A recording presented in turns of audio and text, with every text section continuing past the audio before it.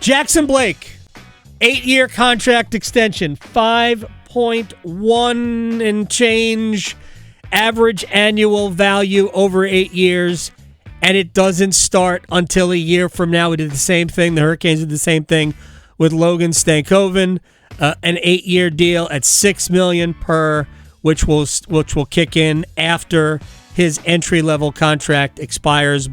Both of those contracts have one more year left, which means 9 years each for Blake and Stankoven. There is some no trade protection at the back end of these deals, but I think we can all get used to seeing number 22, assuming Stankoven keeps his number, and number 53, same with Blake, for a long time. Gentleman who negotiated these deals and is the general manager of your Carolina Hurricanes, Eric Tulsky, joins us on the Adam Gold Show. First of all, I appreciate you doing anything from your vacation spot. How are you? I'm doing well. How are you? I'm doing very well. And later on, I'll ask you if you plan beach time. But let's get to the Jackson Blake contract, because I was, in a lot of ways, surprised. Not surprised that you would be interested, but in some ways, maybe surprised that Jackson would be interested this early, because he had a really good year. 17 goals, 17 assists, and frankly, those numbers probably should have both been higher, given how snakebit he was for about 20 games. So just walk me through this negotiation, which I'm sure went pretty well. Yeah, I mean, look, nobody knows what the future holds. And so there's always a little bit of a draw for the player to play it out and bet on himself and see how he does and hope he gets more. There's also some risk to that, right? Maybe he gets hurt. Maybe he has a down year. Who knows, right? And so when you have the chance to lock in generational wealth, sometimes that's the right play. Yeah. And there can be a win-win where the player avoids taking any risk that he doesn't want to take, and the team gets a little bit of a discount for being willing to take that risk, and we get a deal that gives the player lifetime security and gives the team room to keep building and trying to get better. I know Eric Tulsky is joining us here on the Adam Gold Show. I know you said it today on the Zoom call, but I think we saw it early in training camp that Blake did, even without scoring a ton. I think he might have had a goal during the preseason last year, but you could tell the way he plays the game, he just fit. When did you know that he was somebody that you wanted long term? Yeah, I mean, I think as early as October, we were talking about the possibility. As the year wore on, he just kept taking steps forward. And, he moved up from the fourth line to the top line. He looked effective there. Every challenge he's had, he overcame.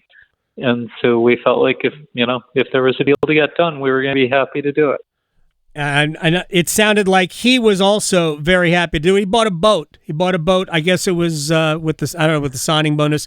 That was a quick turnaround if he bought the boat on Friday. Eric Tulsky is joining us here on the Adam Gold Show. When you guys have these conversations, do you think about, seriously, what his ceiling is? What do you forecast for a player like him? Yeah, I mean, it's really hard to set a ceiling for Jackson because every step of the way he's exceeded expectations. He went from high school to the USHL. That's a big jump, and he beat expectations there. He went from there to the NCAA and beat expectations there. He went from there straight to the NHL without playing in the AHL and beat expectations there. And so, who knows where the ceiling is? It's hard to talk about. I mean, beat your expectations at every step. It really was remarkable, and I think my favorite thing about him is that his puck retrieval. I don't know if you keep these, but in the offensive zone to maintain possession in a threatening spot. I mean, if there are stats for this, he would have to rank pretty high. Yeah, he is a puck hound, and the way we play, it's a very valuable asset to have someone who's as hard on the puck as he is, and as tenacious about getting it back when we don't have it. And he also, he's not the biggest guy, but he gets to the interior and he fights to create premium chances. And so, it's part of what we need for this team is to turn all the puck possession we have into premium chances. And he's part of the answer to being able to do that. Another guy who also operates pretty comfortably in the middle of the ice, signed a long-term extension a couple of weeks ago, Logan Stankoven, a 6-year deal. How important, how targeted was it when you acquired him that he be the player that Dallas include in that trade?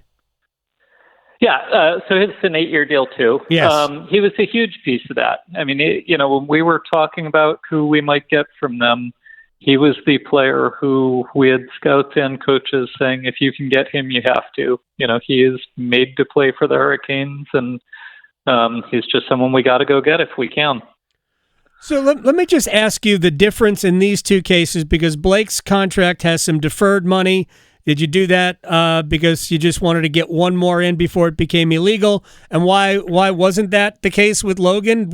Is it just the case where player and agent said no? I've talked to Tom Dundon about this, but I know they tried it in the past somewhat unsuccessfully with another player. But walk me through that if you can. Yeah, I mean, look, every negotiation is different. Player has their own needs and their own wishes. Their circumstances were different in terms of rights at the end of the contract and number of UFA years, and their financial situations are different. And it's just they each had different needs. And Jack in a place where this was the deal that made sense for him, and Logan was in a place where we needed to structure it a little bit differently. Eric Tulsky is joining us here on the Adam Gold Show. Before we get to K'Andre Miller and Nick Ehlers, I truly believe, and I said this many, many times, that you deserved a ton of credit for the big swing in January, and then even more credit for saying, all right, it's not going to work. How do we pivot and still make this team better in the long run? And you did that. The only thing I would say is that unless all of this was cover for acquiring Taylor Hall. So I don't think it was the last, but it was but that whole sequence was really, really impressive to me. Yeah, I mean, look, a core philosophy for this team, we want to be aggressive, and that's how we play on the ice, and that's how we manage off the ice too. And our goal is every time there's a chance to get better, we want to take that shot. And you have to be aware of the downside in everything you do, but not be afraid of it. And we just believe if we take our shots and take our risks, some percentage of them won't pan out, but we'll still come out ahead in the long run by being willing to be aggressive. And so we did that on the first deal. And, if we had been able to sign Mikko, that would have been fantastic for us.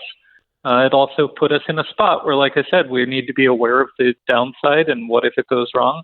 And we knew we were doing it early enough that we had a chance to evaluate it and potentially pivot out of it if we needed to.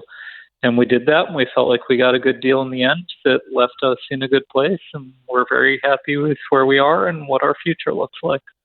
I've asked Rod Brind'amour a similar question because there is a perception out there that this team isn't aggressive.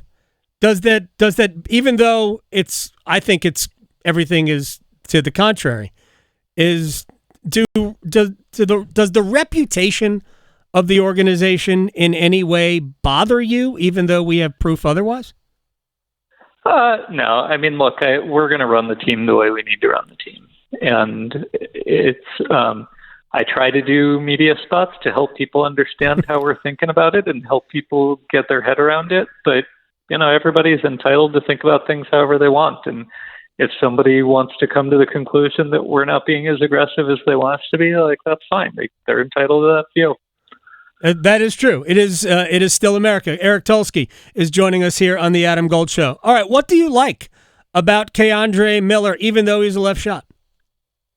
Yeah, I mean, the way he plays, we think is going to be a really good fit for us. He skates really well. He closes out hard. He can be strong in front of the net. He can get to the puck to the net in the offensive zone. Just the things that we ask defensemen to do all seem to come naturally to him.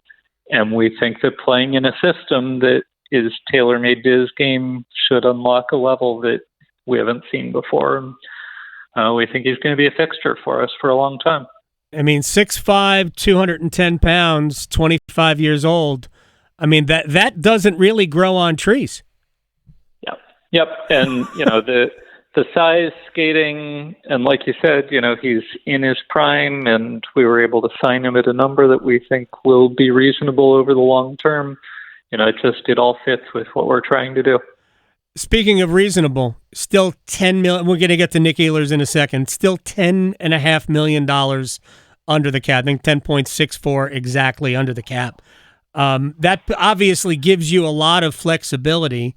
What else? What is it? What else is running through your mind? Areas you might want to address.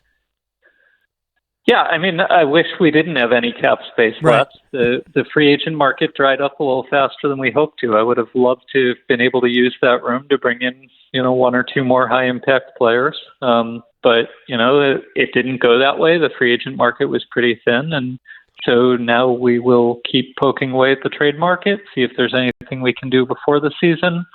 And we're sort of looking ahead and wondering if there's going to be a little bit of a second wave of movement as the season gets going and teams find out that they don't have exactly what they thought they were going to have when they built their roster in the summer. You just said exactly what I've been saying for weeks. There's 31 teams that think they're going to win. Only one, I guess the Pittsburgh Penguins, that really doesn't believe that this is their year. And it might take 4 months before we figure that out, right? Yep. I mean, we'll see how it goes, but I think right now a lot of teams want to take a run at it early in the year and see how things go. I would imagine that as the season plays out and some of them realize that it's not going the way they hoped, they will start to look at other opportunities. And we still do have, a lot of future picks and a lot of prospects and a lot of cap space. And so if there are opportunities to add players, we should be able to be aggressive. All right, 2 more quick things, and then we'll let Eric Tulsky go back on vacation. Nick Ehlers. Took me too long to get to the prize free agent acquisition. Your thoughts on where he fits and why he fits there? Yeah, I mean, he's an incredibly skilled player, one of the best skaters in the league. He's just dynamic. And again, to the point about we have the puck as much as anybody does, and turning possession into premium scoring chances and goals is the way we keep taking steps forward. And he's a guy who can help us do that. He's a dynamite player and a good finisher as well. Now, do you have thoughts on potentially any prospects doing a Jackson Blake in the preseason and basically screaming, yeah, we got to keep this guy? Yeah, I mean, we have, I think, several guys who are right on the cusp. Obviously, Bradley Nadeau had a fantastic season in the AHL last year. I think Felix Ungersorum is one big summer away from taking a step like Jackson did. I think we have a couple guys on D who are ready for a call-up at least here and there. Whether any of them actually kick down the doors to be on the opening night lineup remains to be seen. We have a pretty deep team right now, and that makes that hard. But when somebody looks ready, we will find room for them.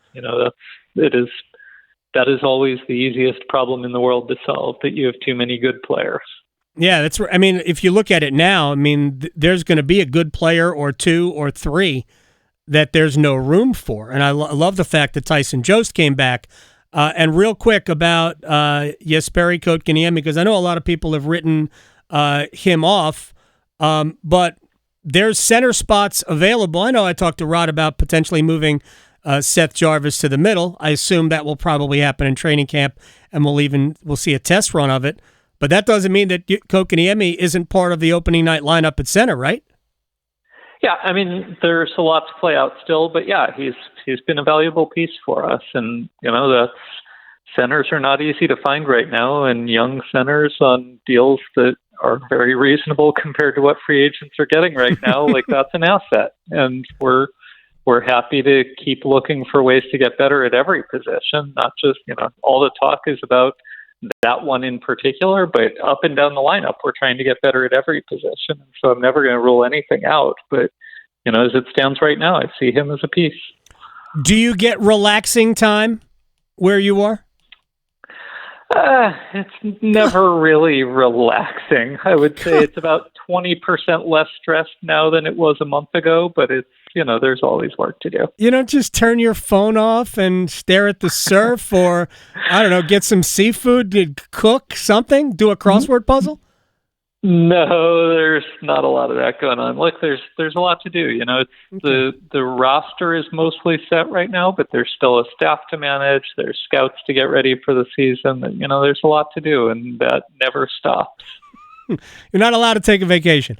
Eric Tulsky, Eric Tulsky, I appreciate your time. Good work on the roster. I will see you in a few weeks, I guess, when everything cranks up. Sounds good. Thanks for having me. You got it. Eric Tulsky here on the Adam Gold Show.